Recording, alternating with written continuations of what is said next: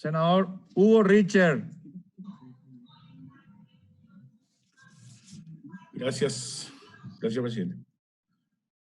Bueno, evidentemente ante el informe del senador Florentín, vamos a ir hablando sobre el mismo tema, pero cambiando de libreto, ¿verdad? Porque nada puntual, yo creo que es más de lo que escuchamos. Agradecerle al senador y felicitar a la comisión por este trabajo. Más que nunca, diría yo, más que nunca. Me hace acordar todo lo que está pasando. En el año 1976 se filmó aquella película Todos los hombres del presidente. En base a aquel libro de dos periodistas, 2 años antes, 1974, sobre el caso Watergate. Una denuncia que finalmente fue un escándalo y terminó con la destitución del presidente Richard Nixon. Y si acá hacemos un repaso por todos los hombres y mujeres del presidente, la situación realmente es escandalosa. La imaginación se transforma en una realidad asombrosa, porque ya nos asombramos cuando el caso de INAC, cuando el caso de las empresas de maletines, los propietarios de las empresas de maletines. Llegamos al agua tónica que el precio de venta a la empresa es de 1.500 guaraníes, y esto lo dijo una fiscala, y a través de una cadena de empresas, de ahí está lo asombroso. Por eso decía, cuando la imaginación se transforma en la realidad, y el valor último por unidad terminó siendo en 5.000 guaraníes. Estoy hablando de Petropar, por supuesto, ¿verdad? Entonces, recorremos Ande, y Ande es una estafa. Vamos a llamarlo exactamente por su nombre. Ande es una estafa a la ciudadanía. No pueden ellos, o el presidente de la Ande y el presidente de la República, alegremente, en este caso el presidente de la Ande, alegremente decir, nos equivocamos con 400.000 usuarios. Este señor, ante tamaña declaración, como mínimo, acompañando a esta declaración, hubiera renunciado. Y si, ya que no renunció, al día siguiente el presidente de la República lo hubiera destituido. Como mínimo, como mínimo. Pero el presidente no va a hacer esto. Y acá entramos en la dimensión política del problema. Hemos escuchado todas las observaciones técnicas, pero pasemos a la cuestión política. Las observaciones técnicas no tienen mucho peso si nosotros no le damos la responsabilidad política de esta situación. Y para enfrentar esta tremenda corrupción que hay en el Paraguay y la impunidad que hay en el Paraguay, aparte de la necesidad de tener un ministerio público y un poder judicial, como ya dijimos en la sesión anterior, con agallas, con responsabilidad, que transmita una credibilidad y una esperanza a la ciudadanía, para enfrentar esto se necesita además del liderazgo político. El presidente de la República, ante todo esto que está ocurriendo, él evidentemente o no está en condiciones, yo creo que no está en condiciones de asumir el liderazgo político para llamar a todas las fuerzas políticas, para llamar a un gran apoyo ciudadano para luchar contra la corrupción y la impunidad. Aquella frase, caiga quien caiga, quedó en su, no sé, en sus bolsillos.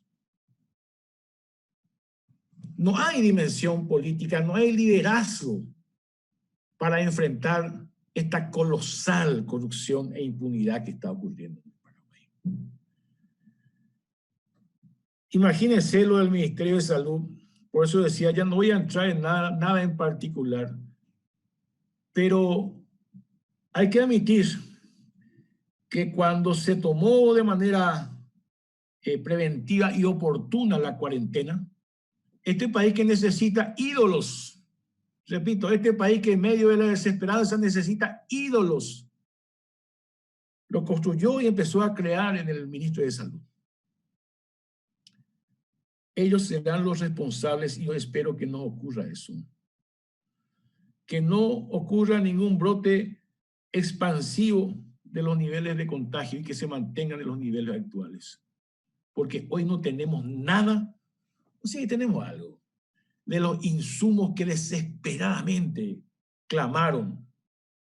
Y el Congreso se los dio y la ciudadanía dentro de una conducta ejemplar acompañó el tema.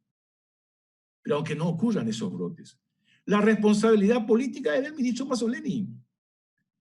Porque vamos a suponer incluso, dejando una línea de investigación de lo que se denuncia, vamos a suponer que realmente no haya existido corrupción. Lo que está claro es que no tenemos lo que ellos dijeron que íbamos a tener para esta altura de los acontecimientos. Esa es una responsabilidad política. Es una responsabilidad política del ministro Mazzoleni. Y repito, es una responsabilidad política del presidente de la República. Yo creo, presidente y colegas, ya que a la propuesta que hizo el senador Baqueta, que lo tomó y lo confirmó ahora el presidente del Congreso, para la sesión extraordinaria del martes, para que el Ejecutivo informe, y el presidente decía, el presidente del Congreso decía que el presidente de la República iba a nombrar seguramente a quienes serán los voceros. Yo creo que tiene que venir él. Tiene que dar la cara con sus voceros, con sus representantes técnicos. Esto es un escándalo. No sé dónde va a terminar esto. No estoy ni siquiera hablando todavía de las consecuencias económicas y sociales en donde yo creo que el gobierno no tiene ningún plan, más allá de las deudas.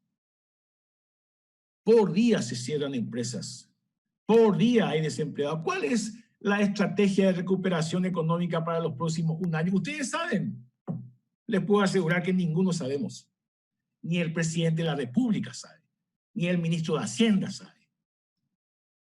Nosotros necesitamos construir la esperanza con la ciudadanía, con la gente. Y el presidente yo creo que no tiene alas en este momento para volar, el presidente de la República, no tiene alas para volar.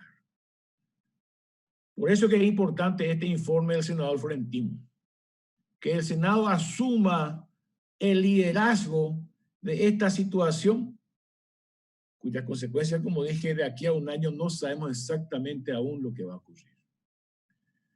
Entonces, creo que el gobierno, el presidente de la República, cada vez más pierde autoridad moral. Por ejemplo, no sé cómo van a plantear, si esa sigue siendo la política, un nuevo préstamo al Congreso. No hay ninguna posibilidad de hacerlo. Creo que la propia ciudadanía lo rechaza. Pero finalmente, yo insisto, que el presidente de la República venga, dé un informe político el martes, de manera extraordinaria, que después deje a sus representantes hacer los informes técnicos, pero el presidente de la República necesita un pacto, si es que todavía tiene la autoridad moral, porque no le destituye a nadie, Esa es la imagen que transmite el presidente de la República. Entonces... Sí puede ir redondeando, senador Richard. Ok, gracias, presidente. Y una última cosa realmente. Creo que el senador Riera se refirió a eso y me hizo acordar. Empecé a buscar. Hace más de un año, el Senado aprobó aquel proyecto del régimen de jubilación para profesionales médicos que forman parte del Ministerio de Salud.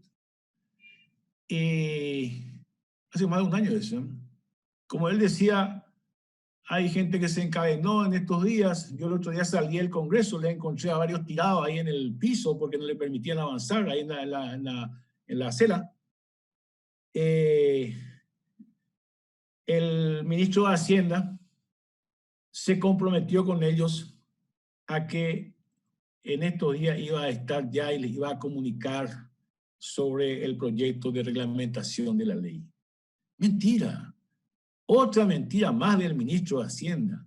Pero después, todos, absolutamente todos, lloran de emoción cuando se refieren a la tarea de los médicos en esta situación de crisis sanitaria.